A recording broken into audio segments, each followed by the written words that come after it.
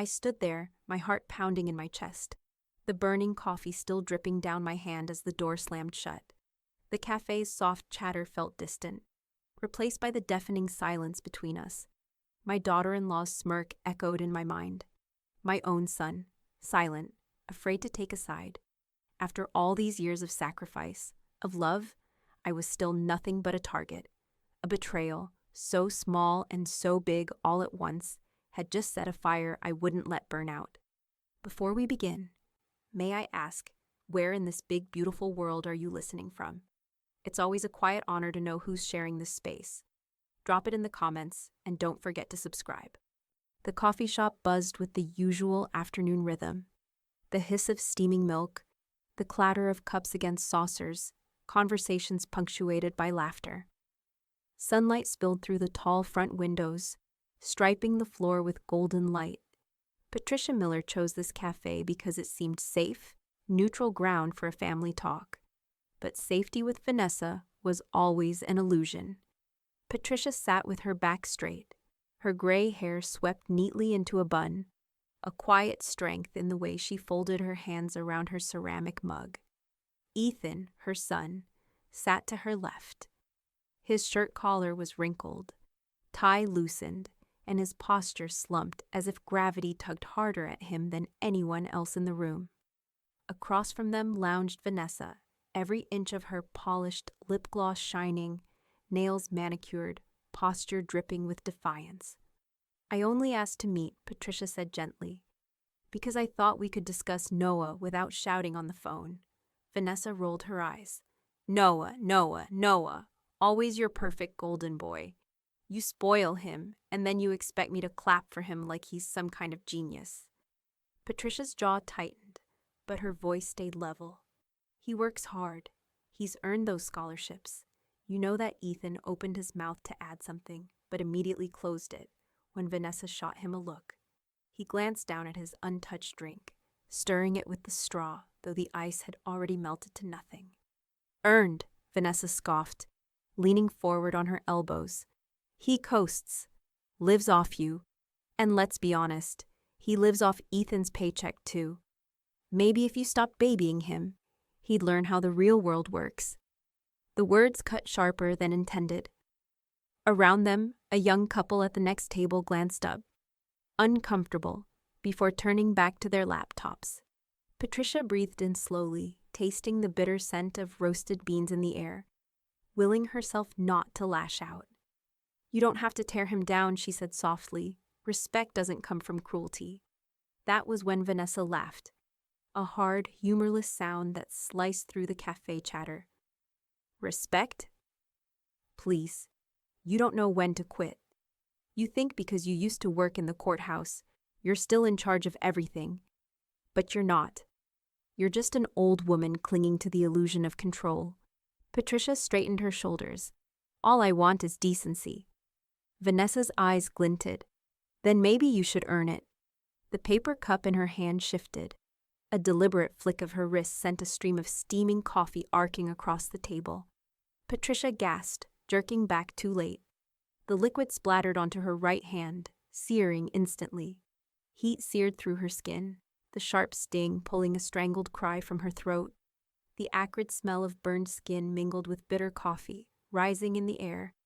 She clutched her hand to her chest, napkin pressed against it, but the thin paper dissolved against the angry red welts already blooming across her skin. "Vanessa!" Ethan shouted, half standing, his voice breaking between shock and embarrassment.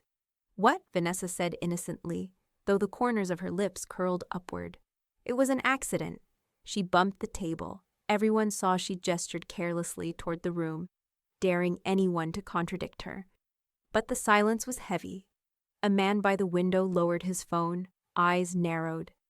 A woman whispered to her friend, shaking her head. The cafe air bristled with judgment that Vanessa pretended not to notice. Patricia's hand throbbed, pain blooming deeper, sharper. She fought to hold her composure, though tears threatened at the corners of her eyes. When she looked up, Vanessa was already leaning back in her chair, smirk etched across her face like a victory flag. Then a voice cut through the haze. "Grandma," Patricia turned, Standing at the entrance, framed by the sunlight spilling through the glass door, was Noah. He had arrived earlier than planned, and his expression was thunderous, his gaze locked on his grandmother's hand, then on Vanessa's smug face. "Come on," Noah said, his voice steady, carrying a promise. He stepped to her side, slipping an arm around her shoulders. "We're going to urgent care." Right now, Patricia allowed herself to be guided toward the door, though her hand pulsed with every step. The cafe blurred behind her, the shocked customers, Ethan frozen in place, Vanessa leaning back like she'd won. But as the door swung closed and Noah pulled out his phone to call ahead, Patricia's thoughts crystallized through the pain. Vanessa believed she had scored a small triumph. She thought the burn would fade, that the humiliation would be forgotten. But Patricia knew better. This wasn't the end. This was evidence.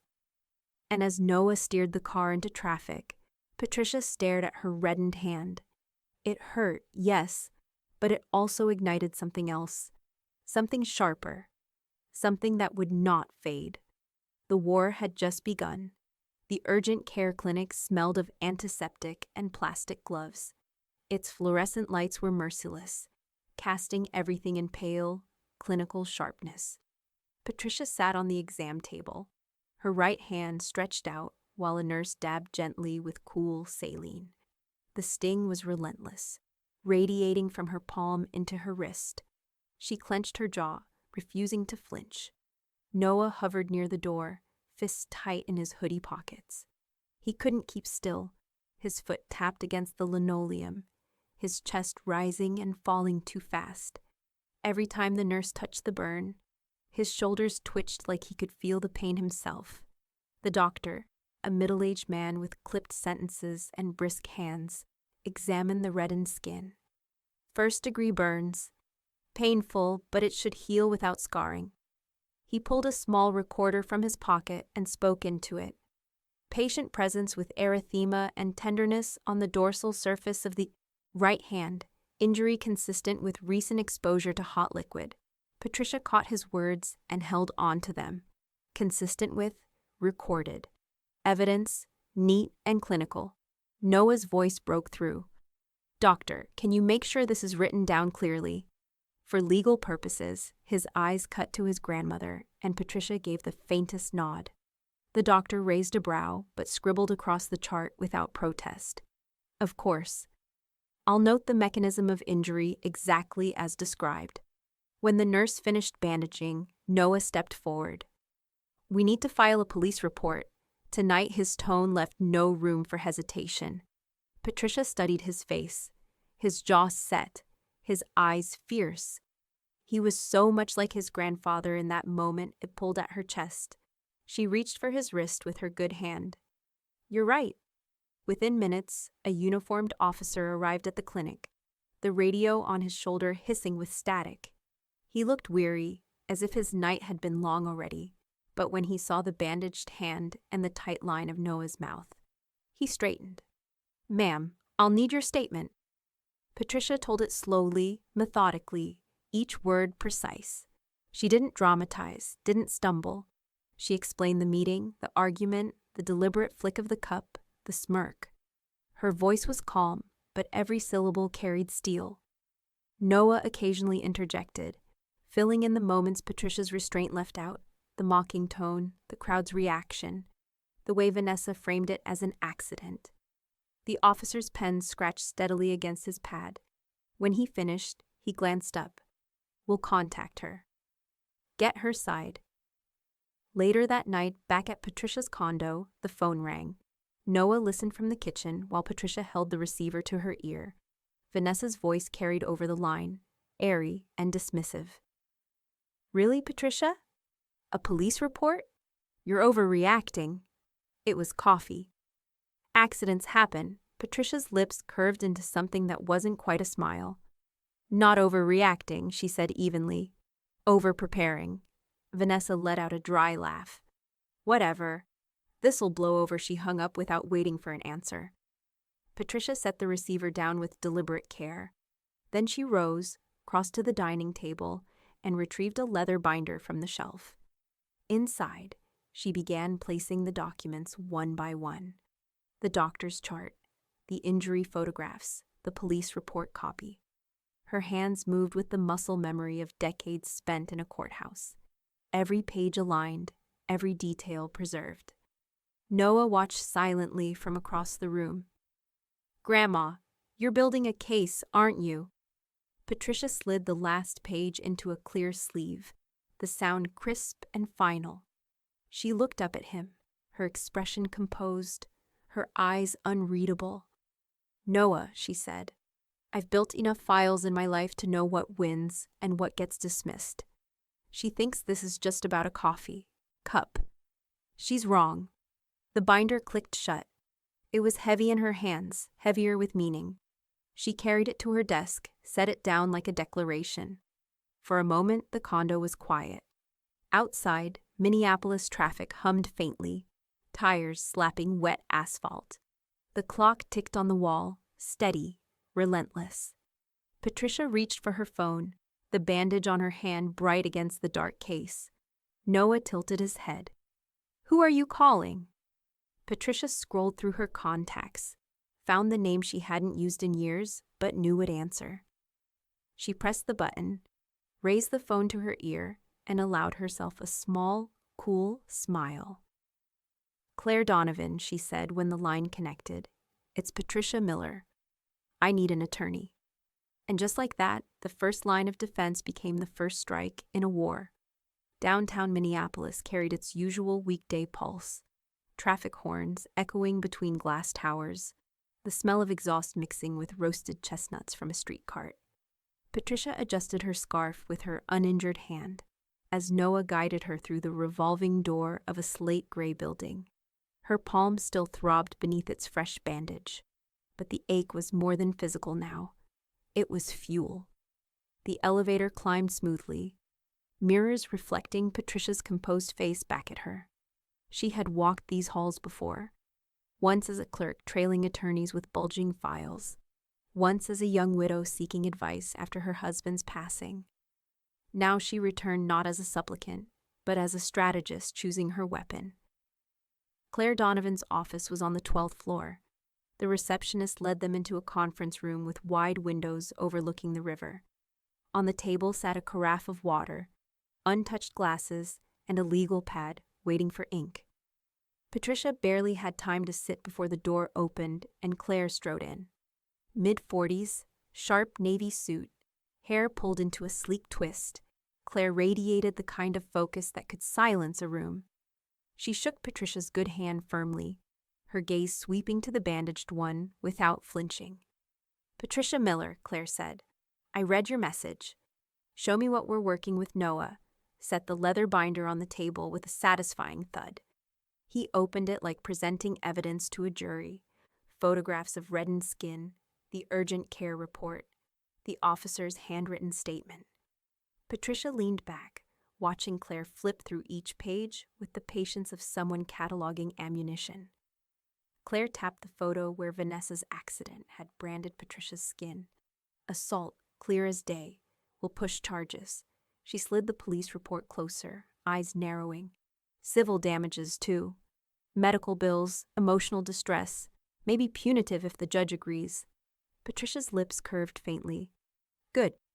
But this isn't just about charges." Her voice was calm, but underneath it ran steel. "Vanessa has circled my estate since the day she married Ethan. She won't get her claws near it again." Claire's brows lifted slightly. "You want to rewrite your will?" "I want her cut out completely," Patricia said, steady. "And Ethan, too, if he insists on carrying her water. Noah is my heir, and a portion to the victims' fund downtown for a beat." The room held silence, except for the faint hum of HVAC. Noah shifted in his chair, startled, but his grandmother didn't waver. Claire gave a slow nod. "That's doable. Irrevocable trust. Changes to the will, restraining order draft goes in parallel. It'll be airtight." Patricia folded her hands over the table, her bandaged palm resting gently atop the other. "Good, because this isn't about money. It's about making sure that smirk of hers costs her." Noah's chest swelled with quiet pride, but Claire leaned forward, her pen already racing across the pad. "We'll file the assault paperwork this week. The restraining order motion goes next. Once the will revisions are notarized, there's no undoing it. She'll fight, but you'll be insulated." Patricia nodded once, like a general approving a battle plan. The city skyline stretched behind Claire's silhouette, sunlight glinting off the glass towers like blades. For the first time since the cafe, the burn in her hand felt less like pain and more like purpose. As they rose to leave, Patricia slipped the binder back under her arm. Claire shook her hand again, firmer this time. "You've got a strong case, Patricia. And if Vanessa tries to play games, she'll regret it." Patricia's eyes flashed with something colder than anger. She already will. The elevator ride down was quiet until Noah broke it. "Grandma," he said, his voice low but reverent, "you just declared war." Patricia looked at him, her chin tilted slightly upward. "No, Noah," she declared it when she smirked. "I'm just answering back." By the time they reached the ground floor, Noah pulled out his phone. Notifications buzzed. He frowned, then turned the screen toward Patricia. On social media, Vanessa's post had already spread. A photo of a steaming latte, captioned with smug precision. "Some people can't handle a little heat." Patricia's lips pressed into a thin, controlled line. The burn throbbed beneath her bandage, but this time she didn't wince. Instead, her mind sharpened. Vanessa had handed her another piece of evidence, public, traceable, undeniable, and Patricia knew exactly how to use it. Patricia was sitting at her kitchen table, the leather binder open in front of her, when the landline rang. She recognized Ethan's number. Her hand hovered over the receiver, pulse steady. She lifted it. "Mom," Ethan said, his voice already frayed. "You've got to stop this. Drop it." "Please." Patricia's gaze drifted across her living room. Framed photos of Noah, a quilt folded neatly on the couch. The comfort of her condo. It was her life. And she wouldn't let Ethan's desperation erode it. "Stop what, Ethan?" "Defending myself?" His sigh rattled through the line. "Vanessa's upset. She thinks you're trying to ruin her reputation. Do you know how humiliating this is for us?" People are talking from the background. Vanessa's voice sliced in, loud enough that Patricia didn't need speakerphone to catch every word. "She's embarrassing the family, that's what she's doing. Making us look like trash over a coffee accident." Patricia's tone cooled. "No, Vanessa. You're embarrassing the family, and the difference is, I can prove it." A sharp laugh crackled through the line. "Oh, really? What's next? You gonna drag us into court for breathing wrong?" Patricia didn't respond. Silence was its own blade, and she let it cut. Noah, sitting across the table, tapped the screen of his phone discreetly. A red recording light blinked. Patricia caught the movement but kept her expression unreadable. Ethan and Vanessa kept talking, unaware. Ethan's voice lowered, urgent. "Mom, if you keep pushing this, you'll regret it. Lawyers cost money. This'll tear us apart. Just let it go." That phrase, "let it go," landed like a match on gasoline. Patricia remembered every time Ethan had said it over the years, smoothing over Vanessa's tantrums, excusing her cruelty. Let it go had become a leash, but tonight, Patricia was cutting it. "No, Ethan," she said firmly. "This ends when she stops hurting people." Not before the line went silent for a beat. Then a muttered curse. Then the call disconnected. Noah stopped the recording, his eyes meeting his grandmother's. "Got it all," he said quietly. Threats, excuses, the whole thing. Patricia closed the binder with deliberate force, the sound echoing like a gavel. "Every word they say," she told him, "is fuel." The next morning, Patricia and Noah carried the binder back into Claire Donovan's office. Claire flipped through the latest editions, the transcript of Vanessa's online post, screenshots, and now the recorded call. Her lips quirked in satisfaction. "This," Claire said, tapping her pen against the phone log, "is gold. Judges love when people hang themselves with their own words. We'll use it to show a pattern of harassment and intimidation." Patricia adjusted her sleeve. revealing the edge of her bandaged hand. She wanted to make me flinch. She doesn't realize she gave me leverage instead. Claire began typing, her keyboard clacking like a drumbeat. Civil suit goes in first. Assault and emotional distress. Then the restraining order. It'll limit her contact, put legal distance between you. And if she violates it, she'll dig her own grave. Patricia sat quietly, absorbing the rhythm of the plan. Each keystroke felt like a nail being driven into Vanessa's constructed image. Noah leaned against the window, looking out at the skyline. She thinks posting online makes her untouchable, he muttered. But all it does is leave a trail. Claire smirked without looking up. Exactly. Social media bravado has sunk stronger cases than hers. Patricia's binder sat open beside the laptop, pages in neat order, evidence growing like a fortress brick by brick. She traced the edge of one photo sleeve with her fingertip, not because she doubted, but because she liked the weight of it, the feel of control returning. File it, Patricia said at last, her voice steady. Let her see what pressure really feels like. Claire hit the final key, the document saved. Consider it done. That afternoon, while Vanessa still scrolled gleefully through her notifications, believing her post was clever, a sheriff's deputy slid an envelope into a filing tray downtown. Inside were the beginnings of a civil suit and a motion for a restraining order, 2 weapons sharper than any insult Vanessa could type. Patricia didn't need to announce it. Vanessa would find out soon enough when the papers arrived at her door. The legal office smelled faintly of polished wood and ink. Quiet, professional, permanent. Patricia sat at the long oak conference table, her leather binder resting beside a stack of crisp documents. The burn on her hand still pulsed beneath its bandage, but it no longer felt like pain. It felt like a reminder, a brand of purpose. Claire slid the papers forward, her nails clicking against the folder. This is the updated will and the irrevocable trust package. Review each page carefully. Once you sign, there's no undoing it. Patricia reached for her reading glasses, sliding them onto the bridge of her nose. The words blurred at first, then came into sharp focus. Ethan Miller and Vanessa Miller hereby removed as beneficiaries. Her eyes moved down the page. Noah Miller named sole heir. Secondary provision, donation to Minneapolis Victims Fund.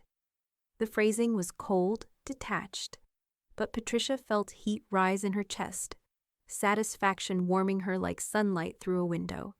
She had drafted court orders before, stamped dozens of legal records in her working years, but this one meant more than any docket she'd ever filed.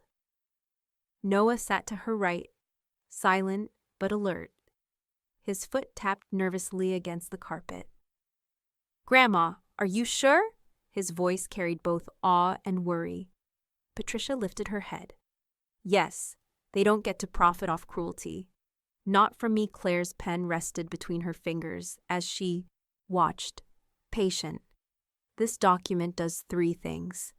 First, it secures Noah's future. Second, it channels part of your estate to victims who've gone through what you're facing. And third, she paused, the corner of her mouth tilting into a knowing smile. It locks Ethan and Vanessa out forever. They can contest it, but they'll lose. Patricia nodded once. Then let's make it permanent. The pen felt cool, heavy in her grip.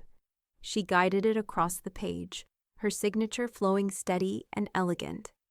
Each stroke felt like a cut severing Ethan and Vanessa from her legacy.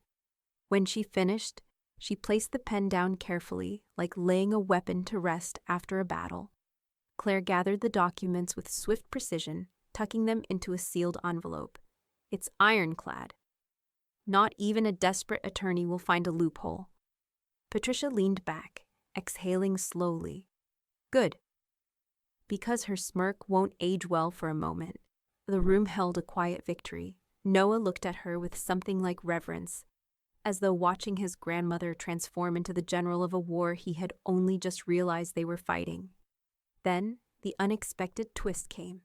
Claire's phone buzzed. She checked the screen, eyebrows arching. Speak of the devil. She swiped to answer. Yes, this is Claire Donovan. Patricia and Noah watched her face as she listened. A flicker of satisfaction passed through her expression. She finally replied, "Yes, I represent her." "No, she won't be dropping charges. You can tell your client to prepare for court." Claire ended the call and looked at Patricia. "Her lawyer just reached out. Vanessa already has representation. She's trying to spin the cafe assault as a misunderstanding."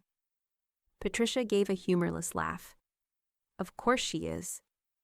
She thinks she can bluff her way out." Claire leaned forward, lowering her voice slightly. "Let her try. Every move she makes just paints her deeper into the corner. You've been clerking in courts long enough to know. Judges don't like arrogance, especially when it's sloppy." Noah grinned. "She's sloppy by nature." Patricia placed a hand over her binder, her thumb brushing the edge. "And I'm thorough by nature." That's the difference. The meeting wound down, but the air felt charged. Patricia carried the signed documents close to her chest as she and Noah walked out of the 12th floor office. The city skyline stretched before them, the Mississippi glinting in the distance. Patricia breathed in the crisp air as they stepped onto the street, the faint scent of roasted coffee from a corner shop brushing her senses. She didn't recoil this time. The smell no longer meant pain, it meant resolve. By the time they reached her condo, the next strike had already landed. A knock rattled the door, 3 firm pounds. Noah peered through the peephole and then looked back at his grandmother, eyes sharp. "It's the sheriff." Patricia opened the door calmly. The deputy stood on her doormat, hat tucked under one arm, a manila envelope in hand. "Patricia Miller?" "Yes." He handed her the envelope. "Please confirm receipt." "This is the official summons." Patricia took it with her uninjured hand. She didn't need to open it to know what it was, the papers that would drag Vanessa out from behind her smirk and into the bright, unforgiving light of court. The Hennepin County Courthouse was a place Patricia knew well.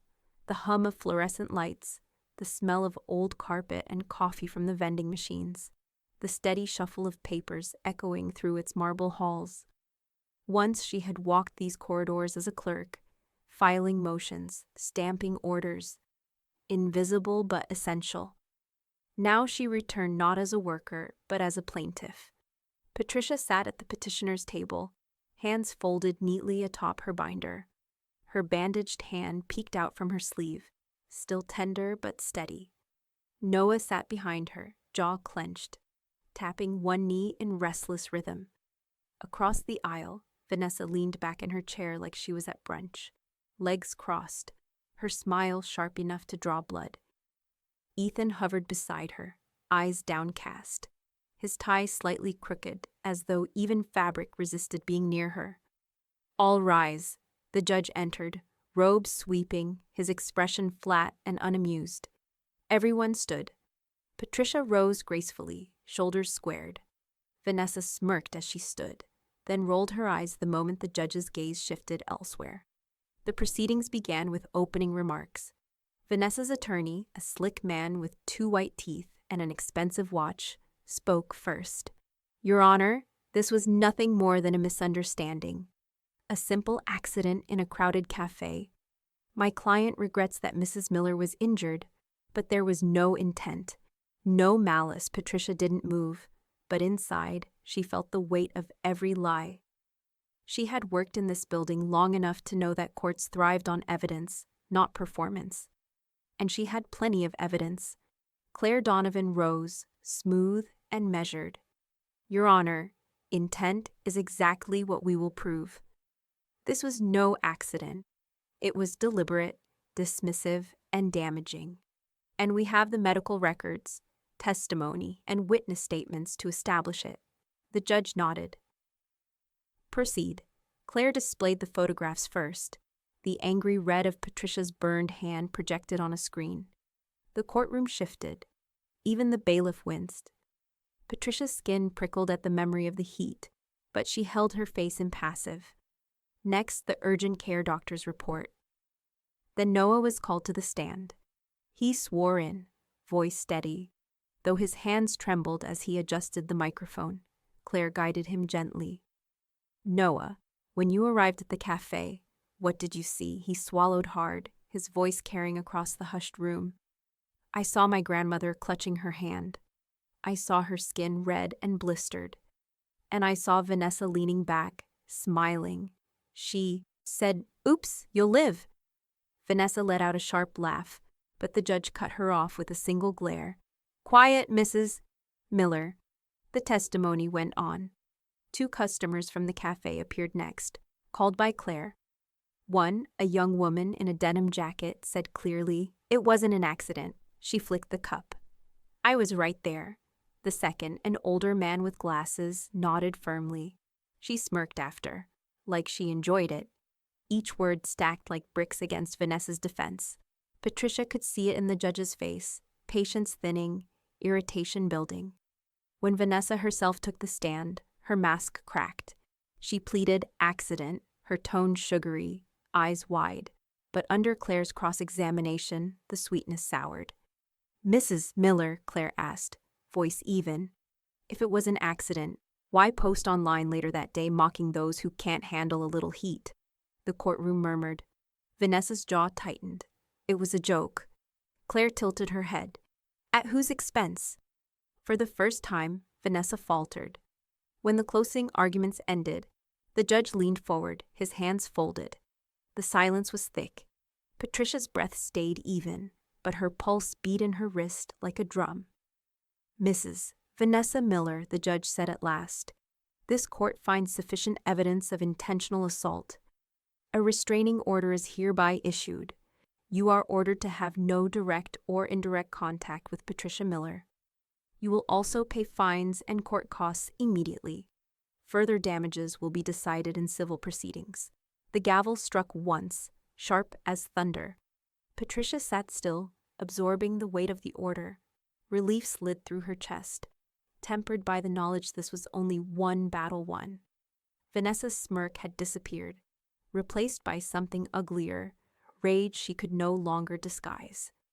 As the courtroom emptied, Ethan brushed past Patricia, his eyes finally meeting hers. His voice was low, bitter, almost trembling. "You'll regret humiliating us." Patricia met his stare, unflinching. His words weren't a threat. They were confirmation. The war was far from over. The bank smelled faintly of polished marble and printer toner. The kind of place where silence carried weight and pens were chained to counters. Patricia walked beside Claire, her sensible shoes tapping against the tile, the burn on her hand hidden beneath a fresh bandage. Noah trailed behind, shoulders squared, carrying her binder like it was the crown jewels. The private banker, a neatly dressed woman with rimless glasses, greeted them with a tight smile and led them into a conference room. Glass walls muted the sound of conversations outside. A stack of forms waited, heavy with implications.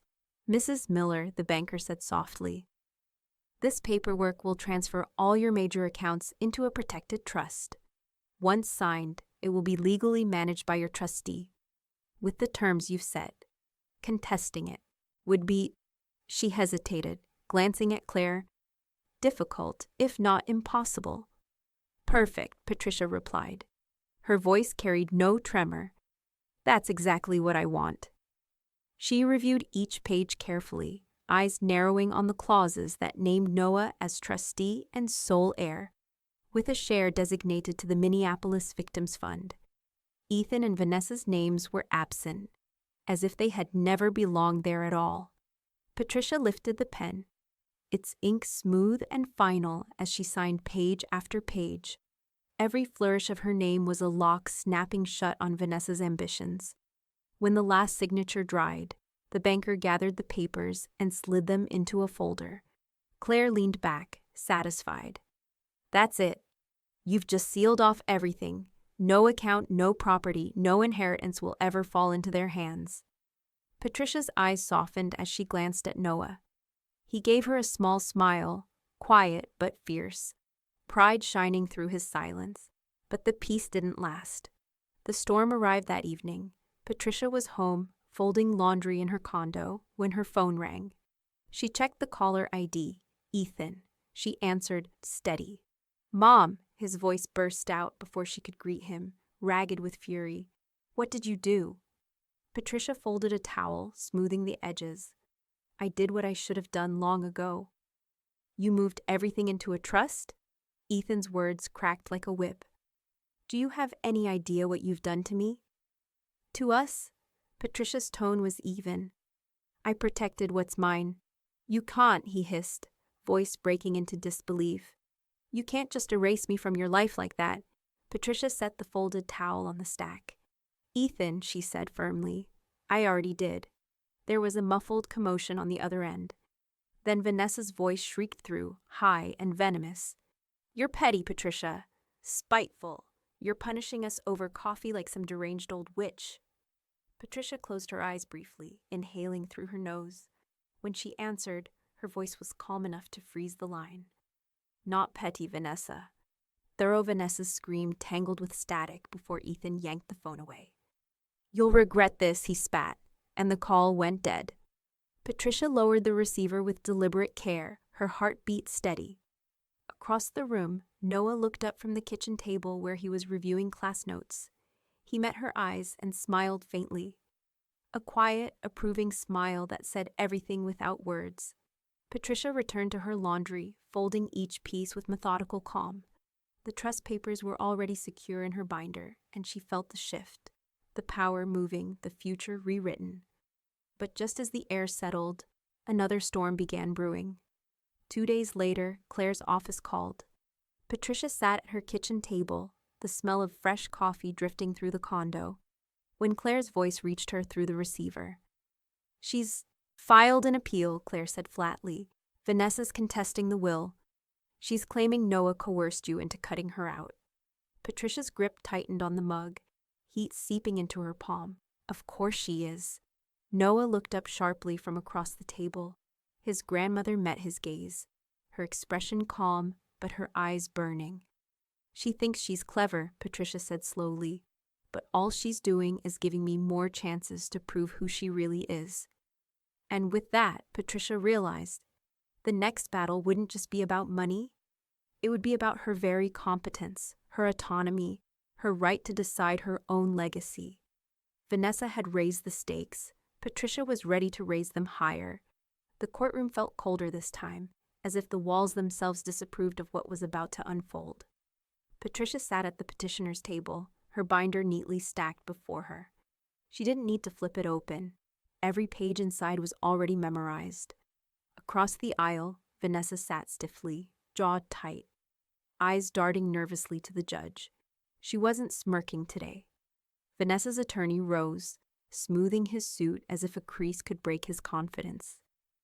Your Honor, he began, his voice slick as oil. My client believes Mrs. Miller's recent will and trust changes were not made freely. They were coerced. Her grandson, Noah Miller, has influenced her decisions for his personal gain. Noah stiffened behind Patricia, his hands gripping the pew. Patricia laid her good hand gently on the table, her expression unreadable. The judge tilted his head, unimpressed. Proceed with evidence. The attorney cleared his throat. We will demonstrate that Mrs. Miller, given her advanced age, may lack the capacity to make such significant decisions. Furthermore, her close relationship with her grandson creates undue influence. He benefits directly, Your Honor. The words landed like stones in the room, but Patricia remained composed. She had known this attack was coming. Vanessa always struck below the belt when cornered.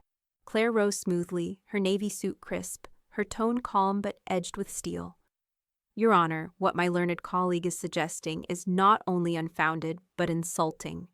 Patricia Miller is not only competent, she's meticulous. We have a formal medical evaluation completed just last week, certifying her mental acuity and decision-making capacity. From her folder, Claire produced the letter, sliding it onto the bench. The judge adjusted his glasses, skimming the lines. His expression shifted only slightly, but it was enough. Vanessa's attorney tried again. Letters can be arranged. Influence can be subtle. Consider the fact that Noah has... Claire cut in before he could finish. Subtle? There's nothing subtle about this. She turned toward the clerk. Play the recording, please. The courtroom filled with the sound of Vanessa's own voice, captured from that night's call. She's embarrassing the family. You're punishing us over coffee like some deranged old witch." Gasps rippled through the gallery. Vanessa's face drained of color as her own words echoed against the high ceilings. Claire let the silence linger before speaking. "That, Your Honor, is not a grandson coercing his grandmother. That is a daughter-in-law bullying her. The only influence in this family is intimidation, and it's coming from Vanessa Miller." The judge pinched the bridge of his nose, shaking his head slowly. "This is clear abuse. Case dismissed." The gavel struck once, hard enough to reverberate in Patricia's bones. Vanessa's shoulders slumped, her attorney's face tightening as though he'd swallowed a lemon. Ethan leaned close to her, whispering something sharp, but she jerked away, fury etched across her face. Patricia finally allowed herself a breath, though her composure never cracked. She turned slightly toward Noah and murmured, "Another strike." Noah's lips twitched upward, but his eyes stayed on Vanessa, as if expecting her to erupt right there in court. Instead, Vanessa gathered her purse with jerky movements, her nails clacking against the leather.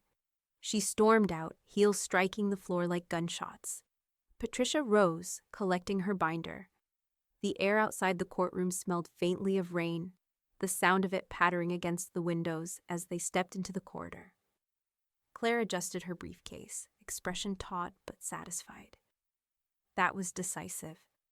"She's unraveling faster than I expected." Patricia nodded once, though she knew Vanessa's pride wouldn't take defeat quietly. That woman's anger was a live wire. It didn't end when the gavel fell. Later that evening, Patricia sat at her kitchen table, sipping tea while Noah scrolled on his phone. His expression darkened. He turned the screen to her.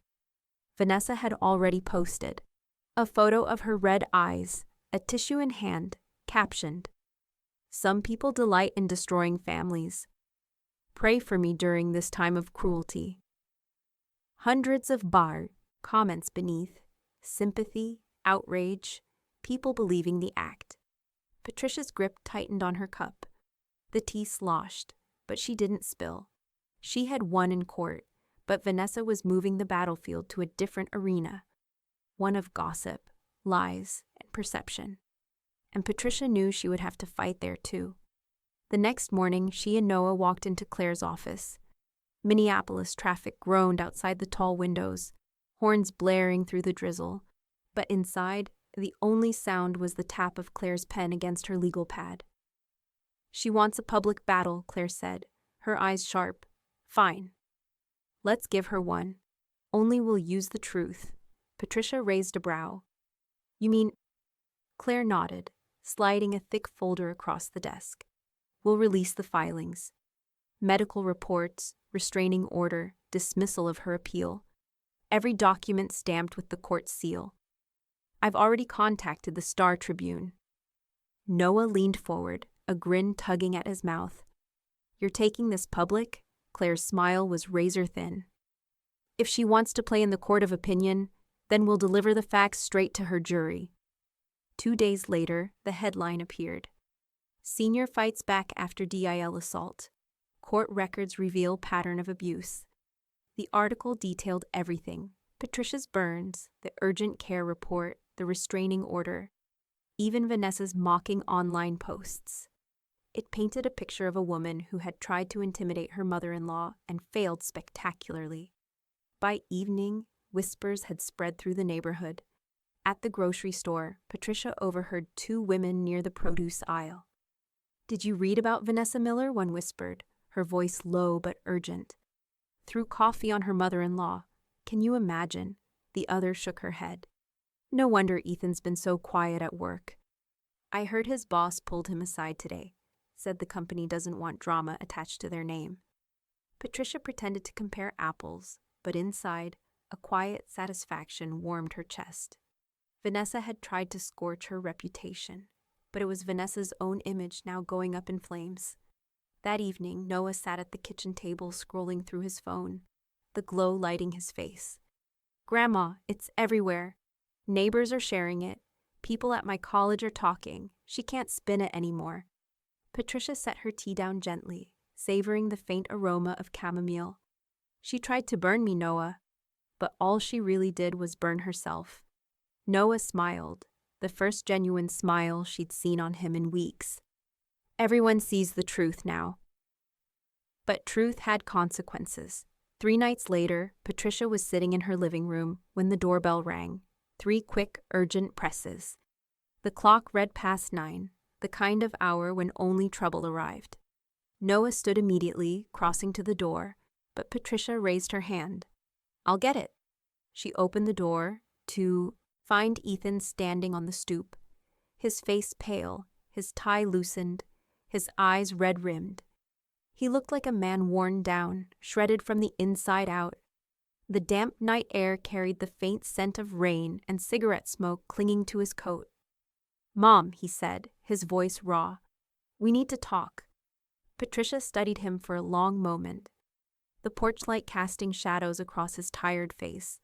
Behind his eyes, she saw not just exhaustion, but desperation, the kind that comes when the walls start to close in. And she knew this visit wasn't just about her. It was about the collapse of the life he'd chosen with Vanessa. Ethan stood in her living room, rain dripping from his coat onto the rug. His face looked hollow, his eyes restless, like a man who had forgotten how to rest. Patricia stayed seated in her armchair, posture upright, teacup balanced on the side table. She made no move to comfort him. "Mom," he began, voice unsteady. "Please stop. Vanessa's losing everything." The words hung heavy, clashing with the steady tick of the grandfather clock and the faint hiss of the rain outside. Noah shifted on the couch, but said nothing, his gaze fixed on his father like a judge awaiting testimony. Patricia's reply was measured, her tone cool but not cruel. "She's losing everything because she threw it away. Choices have consequences. You know that Ethan's jaw worked as if chewing on words he couldn't quite swallow. It was one mistake. She regrets it." He raked a trembling hand through his damp hair. "But you've turned this into a campaign. You've made it impossible for us to move forward." Before Patricia could answer, the door burst open wider. Vanessa stormed in, perfume slicing the air, heels clicking against the hardwood like gunshots. Her eyes were wild, her expression sharp with fury. "You're obsessed with revenge," she shouted, pointing a finger at Patricia. "You've wanted this for years, waiting for one excuse to tear me down." Patricia didn't rise. Her voice was low, steady, each word cutting clean. "Not revenge, Vanessa." Justice Vanessa laughed, high and bitter, the sound bouncing off the walls. "Justice? You've destroyed your own son's life over coffee. You call that justice?" Noah stood then, his frame blocking his grandmother from Vanessa's advance. His voice carried the weight of steel. "Leave before we call the cops." Vanessa froze, caught off guard by his calmness, by the way he filled the space with certainty. For once, she had no comeback ready. Ethan grabbed her arm, voice strained. "Enough, Vanessa. Enough." She twisted against his grip, but he pulled harder, dragging her back toward the doorway. Her shrieks echoed in the hallway, sharp as broken glass. "This isn't over! You'll regret this!" The door slammed shut behind them, leaving silence in their wake. The rain outside softened to a drizzle, faint against the windows. Patricia let out a slow breath, her hands still folded neatly in her lap.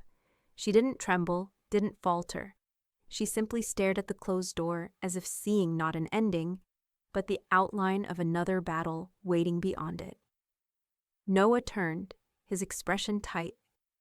"They're desperate now." "Desperate people get reckless," Patricia nodded once. "And reckless people make mistakes." The following morning, Patricia's phone rang. Claire's voice came crisp and certain over the line, cutting through the quiet of the condo. "It's finalized. The court approved restitution. Vanessa is ordered to pay damages, wage garnishment if necessary. First payment will be processed by the end of the month." Patricia's lips curved into the faintest smile as she gazed out the window, watching sunlight break through the clouds. The storm had passed, but its aftermath was just beginning. She reached for her teacup, inhaling the warmth, savoring the steadiness of her hand. Vanessa thought humiliation had been the hardest blow. She was about to learn that financial ruin stung far worse.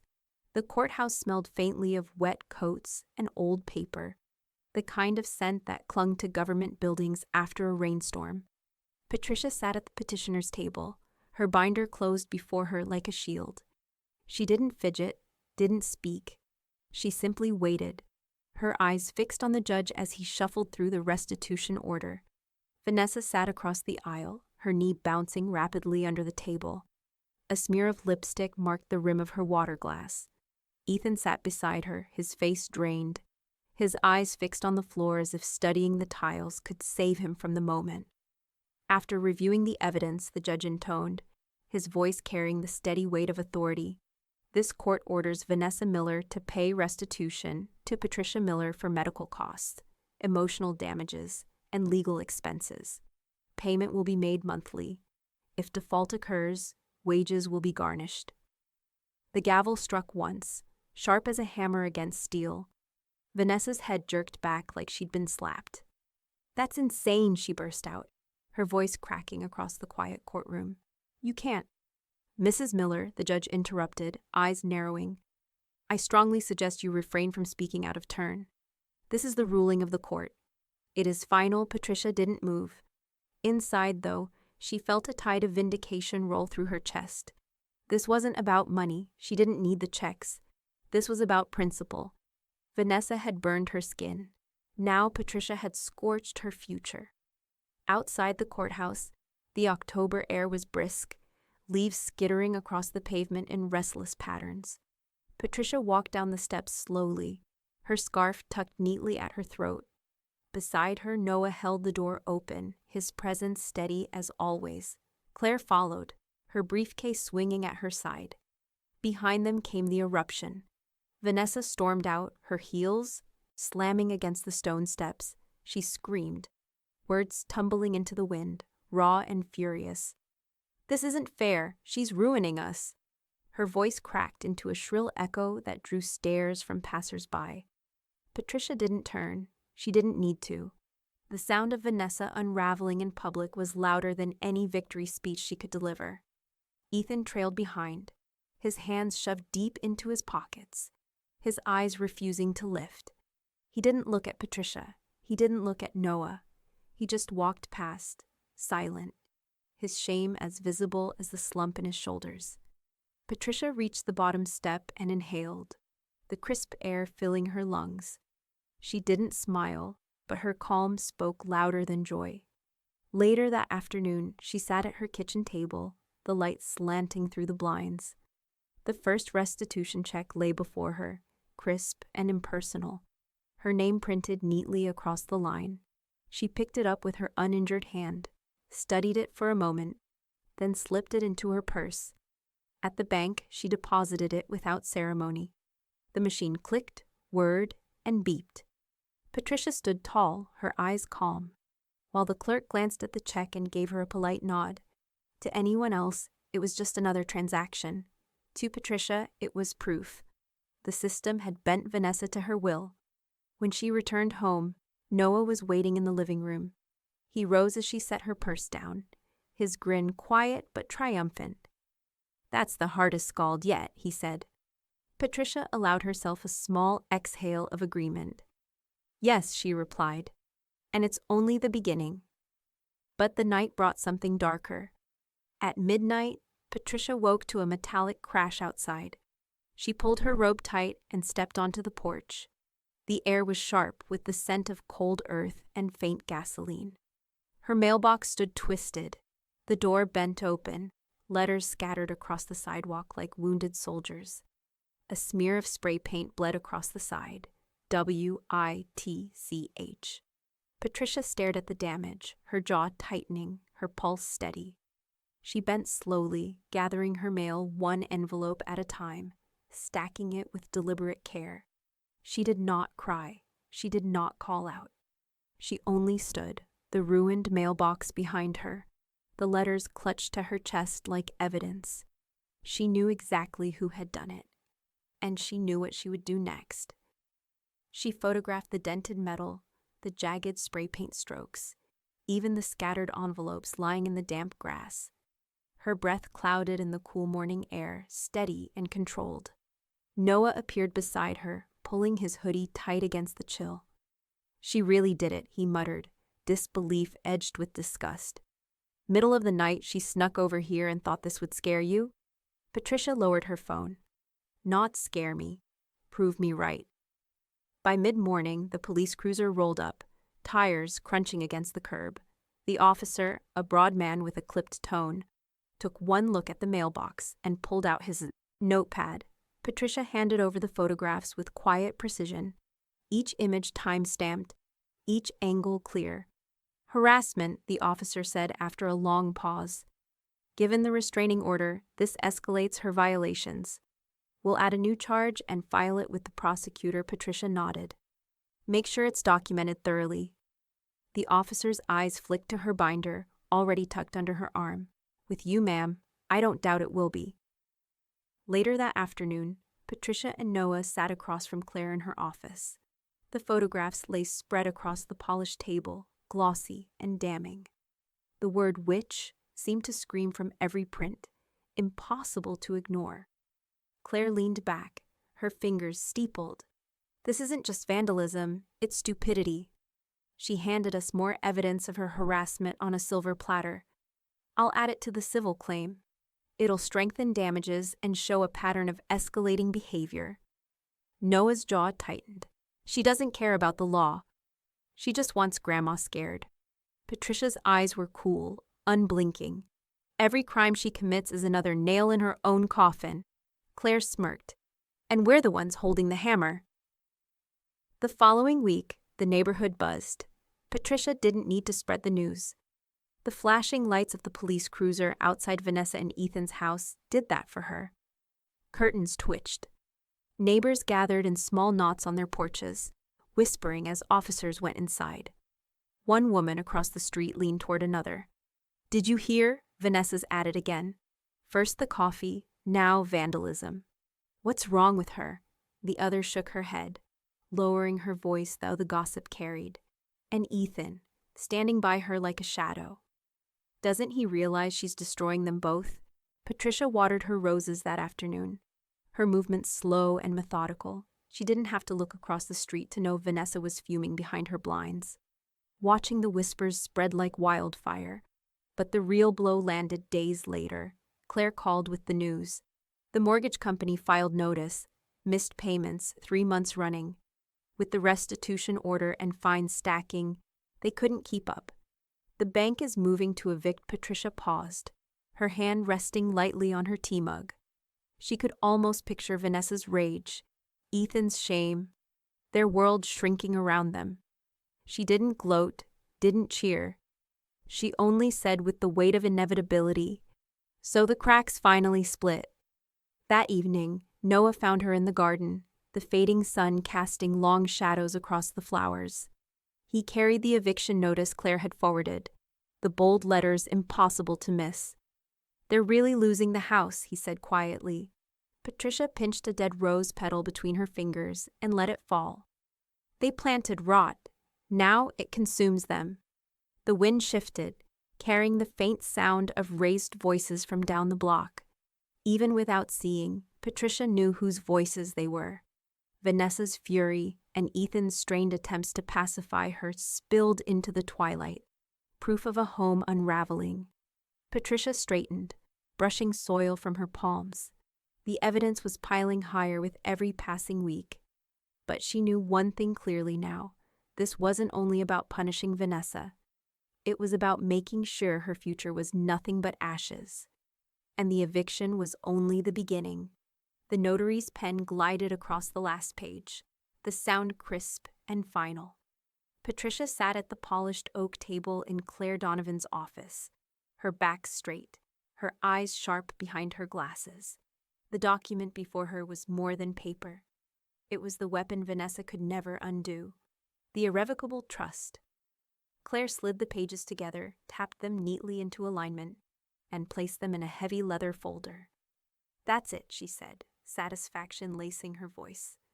"Irrevocable, unchangeable."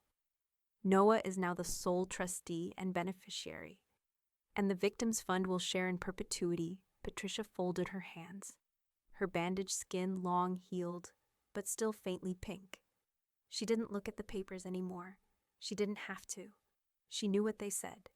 Ethan and Vanessa's names erased like chalk washed from a board.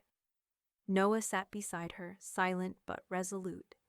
He signed his part of the trust, his hand steady, his eyes flicking toward his grandmother with quiet pride. Claire leaned back, her tone final. They can scream, they can posture, but they can't touch this now. Case closed. Patricia gave the faintest nod, her lips curving into something closer to steel than a smile. Her future is ashes. That's all she'll have left. But Vanessa wasn't finished clawing. The attempt came 2 nights later. Noah was leaving class when he spotted her waiting near the parking lot, leaning against a car with arms crossed. Her appearance was disheveled, mascara smudged, hair frayed. For the first time, she looked less like a predator and more like a cornered animal. "Noah," she called, her voice cracked, urgent. He froze, his keys tightening in his hand. "You're not supposed to be here," he said firmly. "Restraining order, remember?" She took a step closer, ignoring the warning. "Please, just listen. Your grandmother is poisoning you against us. She's making you hate us. We're family, don't you see? If you just say she coerced you, the trust will unravel. You'll still get money, and we can rebuild." Together, Noah's jaw clenched. The desperation in her voice almost startled him. It was the first time she wasn't spitting venom but begging. But he didn't soften. He thought of the cafe, the smirk, the smell of burned flesh. He shook his head slowly. "You burned that bridge yourself. And I'm not rebuilding it for you," her face contorted, pleading giving way to fury in an instant. "You think you're better than me? You think you're safe with her pulling your strings? She'll die eventually, and then what?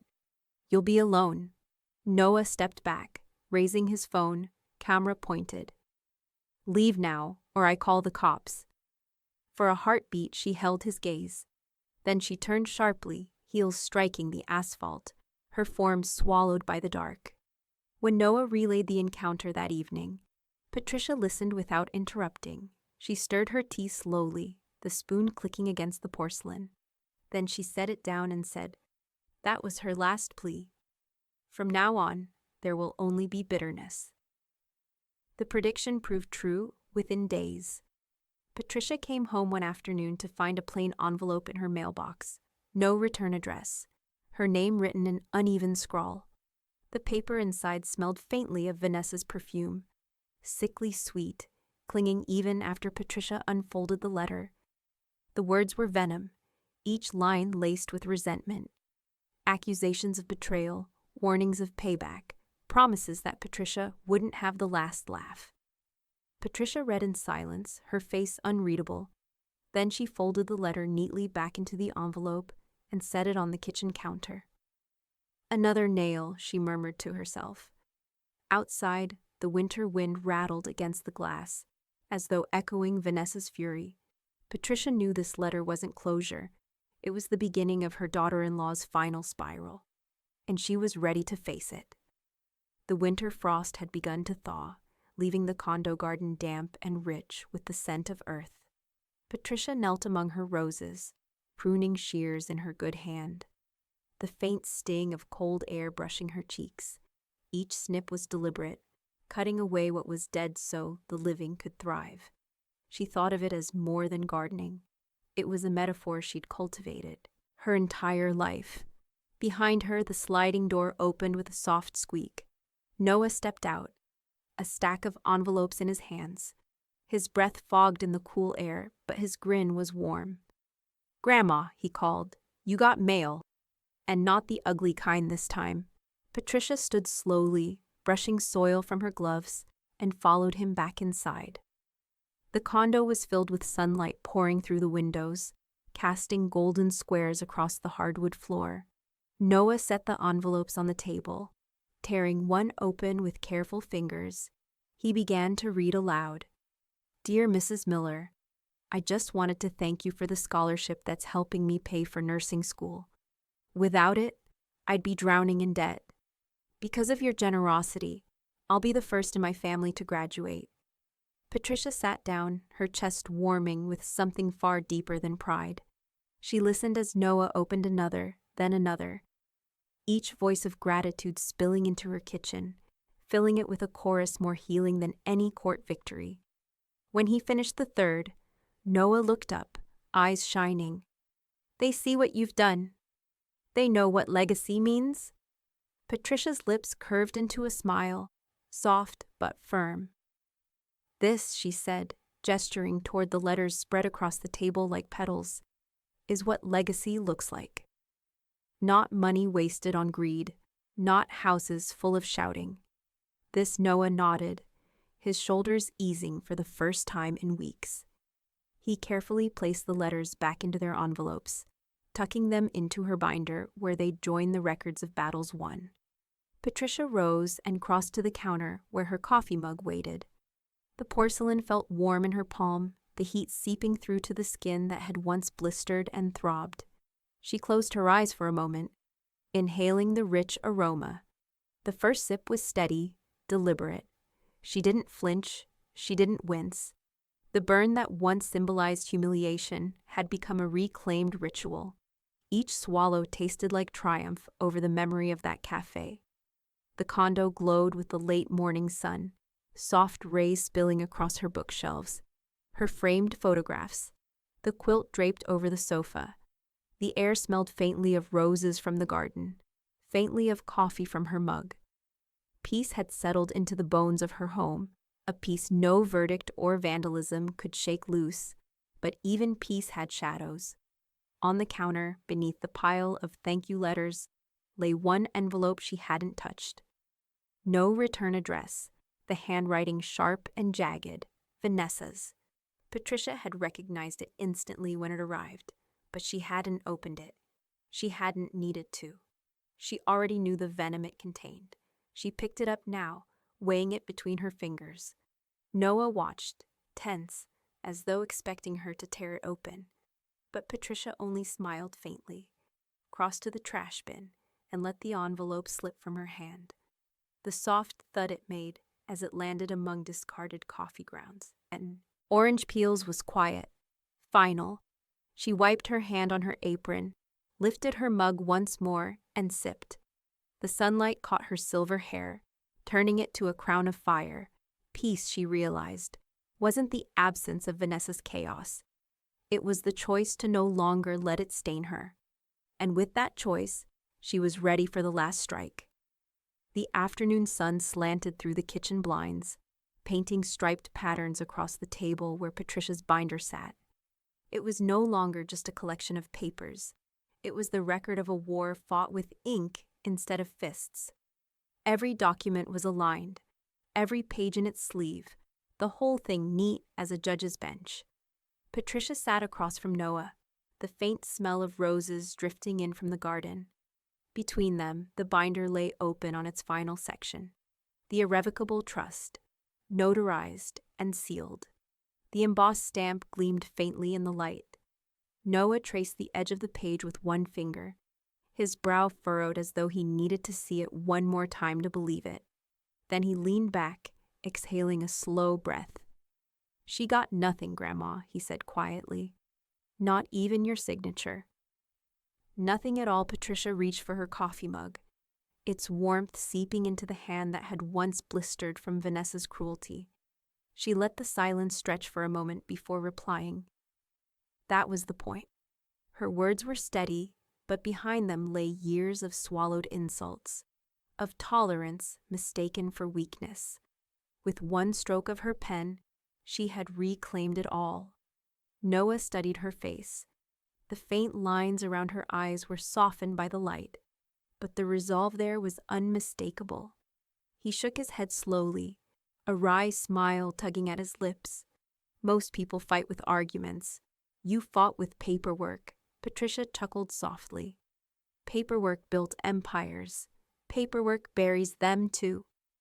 On the table beside the binder lay Claire's pen, the same one Patricia had used to sign every order, every revision, every final decision that sealed Vanessa's fate. Patricia reached for it, running her finger along the cool metal barrel. It no longer felt like just a tool. It felt like a weapon-turned trophy, the kind of victory no one could pry from her hand. She set the pen down gently, then placed her palm flat against the binder. Her hand was steady now, no tremor, no hesitation. The skin, though still faintly pink, was strong enough to grip the future she had chosen. "This is my legacy," she said softly, more to herself than to Noah. "Not bitterness, not brokenness." Clarity. Noah nodded, his eyes bright. "And peace." Patricia allowed herself a rare smile, not triumphant but calm. The weight of the battles no longer pressed on her shoulders. They had been filed away, signed, sealed. She had taken every weapon Vanessa had tried to use against her, coffee, lies, intimidation, and turned them into exhibits in her own victory. Outside, the wind rattled faintly against the windows, carrying with it the smell of damp earth and the distant sound of children playing. Life continued, unshaken by Vanessa's spiral. Patricia let the sound wash over her, grounding her in the ordinary peace she had fought so hard to reclaim. She looked at Noah, who sat taller now, no longer just the grandson shielded from cruelty, but the young man trusted to guard her legacy. "You'll protect this," she said, tapping the binder lightly. "Not just for me. For yourself I will," Noah promised, his voice steady. Patricia lifted her coffee mug once more, savoring the aroma. She took a slow sip, the heat blooming against her tongue. Not a burn this time, but warmth, steady and controlled. The irony wasn't lost on her. The same drink that had once been used to humiliate her now marked her quiet triumph. She set the mug down beside the binder, her eyes lingering on the lawyer's pen. Then, with a voice low but unwavering, she gave the final verdict of her own story. "My daughter-in-law threw hot coffee on my hand and smirked, so I scalded her future with my lawyer's pen.